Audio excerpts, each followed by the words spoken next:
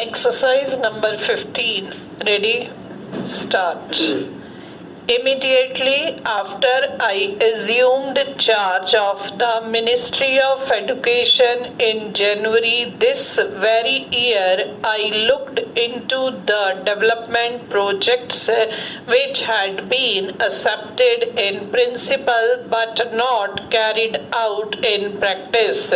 Of these, one of the most outstanding was the scheme for a Central College of Training for Teachers.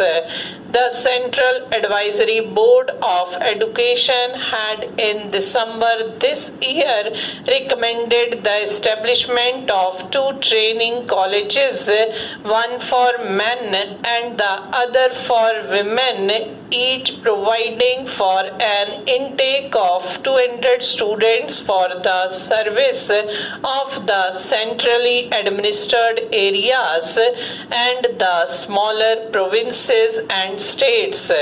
On the grounds of economy, the Government of India modified that recommendation and decided to establish one college for both men and women with a capacity of 300. Provision was accordingly made in the budget as per the recommendations of the committee for the establishment of the college.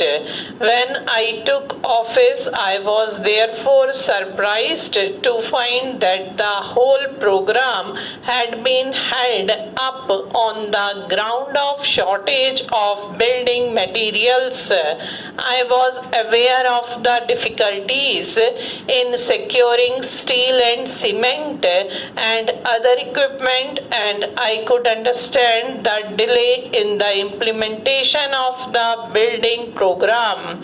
I could not, however, understand why this led to a postponement of the entire scheme. Even if buildings were lacking, the institute could have been started in temporary structures or hired houses, but here, as in so many other cases, programs of educational development were held up on the ground of lack of accommodation. This undue stress upon buildings has always seemed to me to be an instance of confusing ends with means.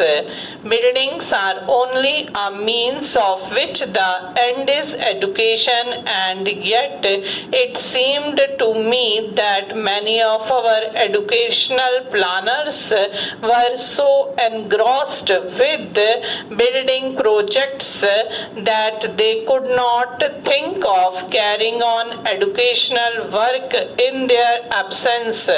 I therefore decided forthwith that the institution must be started immediately with whatever accommodation was readily available. The period was an exceedingly difficult one, and all the attention of the government was concentrated first on the disturbances in the Punjab and later on the impending division of the country. Even then, a small house was secured in the Delhi University area in July this very year. I realized that this was not adequate for our needs now and the work of the institute in the future. It is hardly necessary for me to relate at length the importance of an institute of this kind.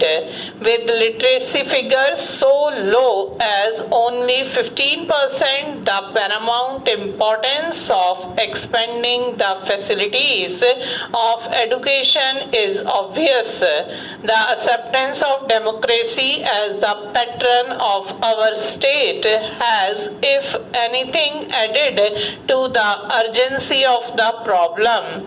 It is also self-evident that the first step towards expanding the facilities of education is to provide for an increase in the number of trained teachers. Equally necessary is an institution to assess the results of educational methods followed till now and devise improvements demanded in the changing circumstances of today. It will be noticed that the institution which was started in December this very year was the Central Institute of Education and not the training college which had originally been planned in 1944 and 1945. This meant not merely a change in nomenclature but a considerable expansion in the purpose and functions of the institution.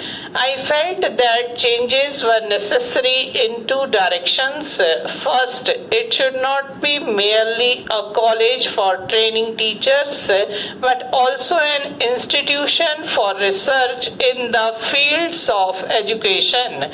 Secondly, its services should not be restricted to the centrally administered areas but should extend to the whole of India. The Central Institute will therefore both train teachers for higher and secondary schools and also carry on research on the problems of basic and secondary education. The stage at which a child should be introduced to a craft as distinct from activity, the relative emphasis on craft and academic subjects and their correlation, the production of a new type of school literature to bring out the social functions of all human activity, the degree of abstraction possible in the earlier stages of education, the stage at which there may be some bifurcation between academic subjects and crafts, the grouping of children according to aptitude, taste and ability, the place of art in the school curriculum.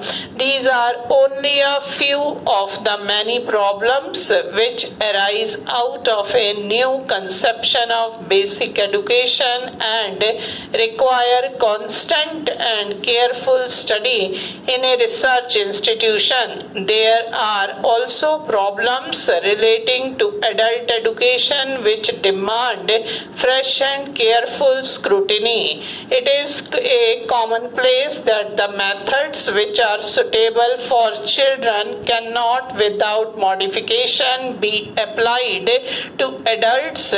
No doubt a good deal of work in this connection has been done in other countries of the world, but each country has its own peculiar problems arising out of its social and economic background and its political history. Now, stop.